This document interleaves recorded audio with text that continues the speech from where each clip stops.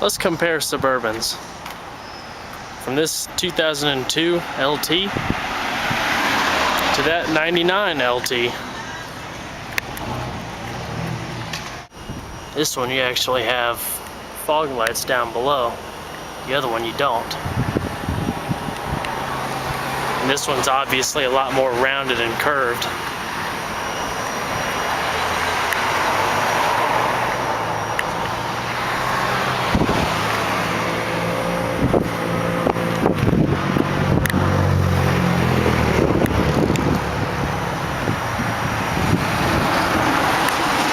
From the side, you have a lot more style in the metal bodywork. There's a lot more curves, a lot more indentations.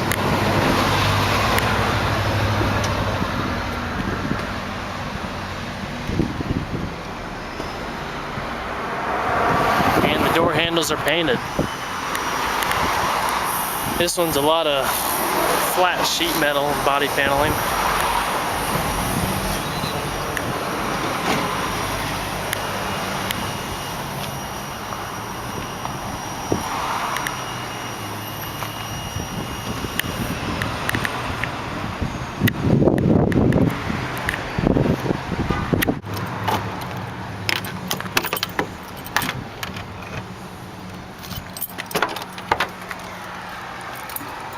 Actually don't have the seat in here right now because we had to transport something in this the other week. And we got the spare tire that's kept back there.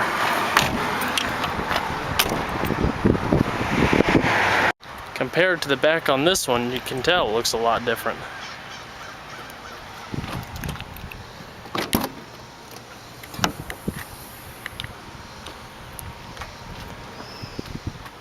Just like the outside, the interior is a lot more rounded.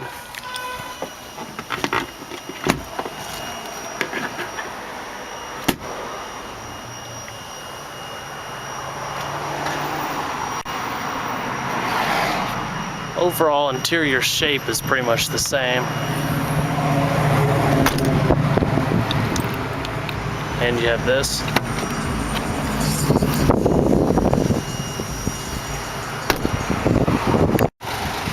Even the doors on them sound different. This one sounds real heavy and full of metal, I guess you could say.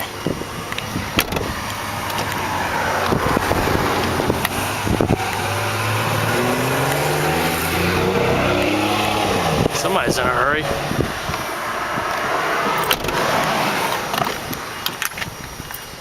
Very heavy doors. But these sound a lot lighter.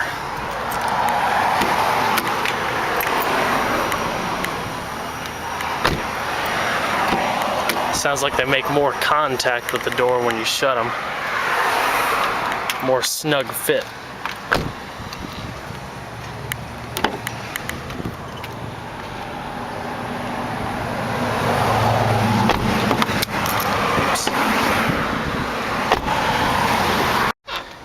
Interiors are a huge difference.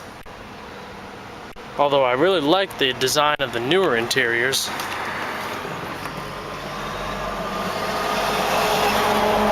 As you can see here, they carried this interior for a lot of GM models, Yukon, Silverados, Sierra, Escalade to a certain degree. The only thing I do not like about these newer Suburbans is the seats.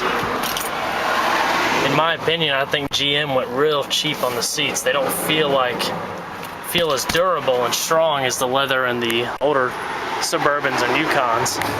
And you often get stuff like this, little cracks in this area. And what I've seen a whole bunch is wear and tear on this, and that's not good.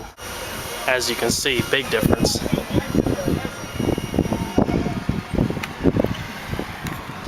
You can see what I'm saying about the leather. It doesn't get as shiny when it gets dirty. I hardly ever see any damage to these armrests. And they're a lot more padded a lot more durable than the other ones. They're a lot more comfortable and soft. And the only wear you usually see is along this edge right here. A little hole right there, but it's got a lot of miles to be expected. That one's pretty much like new. It just looks comfortable. In the newer Suburbans, they did away with this flip-up thing right there. I assumed it was to ride on, but again, I could be wrong. And the storage compartments. The dash is very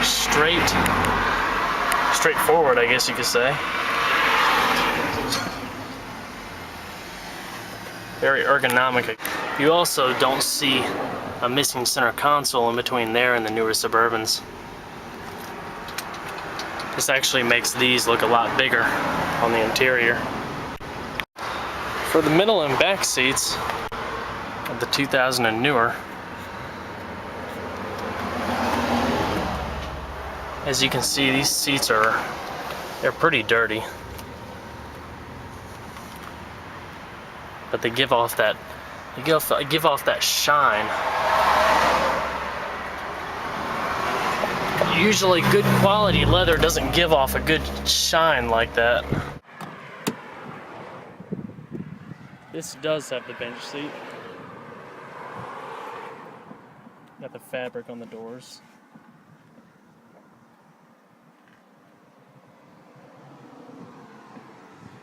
Again, very soft, very durable seats.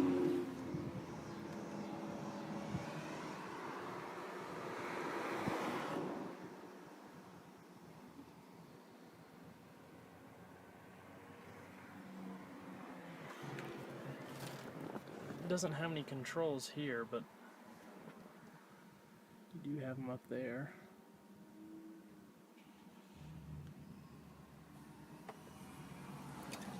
And you have the center that pulls out. The engines also look and sound a whole lot different than each other. I don't know what the difference in size is. I'm pretty sure they increased it, but I'm not positive. I know they're both Vortec. If anybody else knows, they can just post a comment to let everybody else know.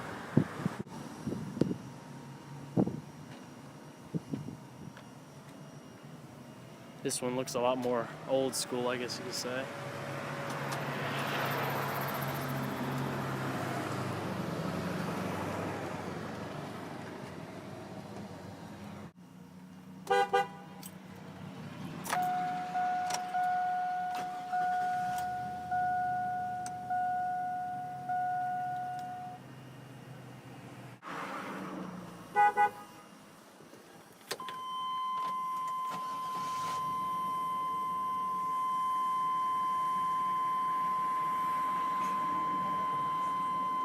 The O2 doesn't have that loud buzzer either.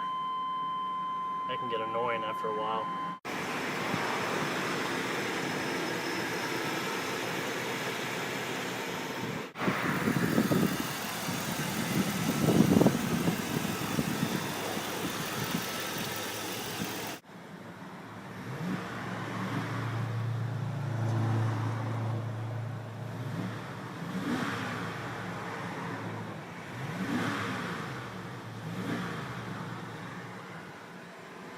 Door so it doesn't keep making that buzzer.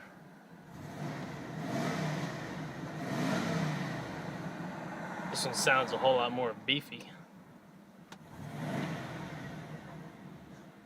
And the sound systems. I went on my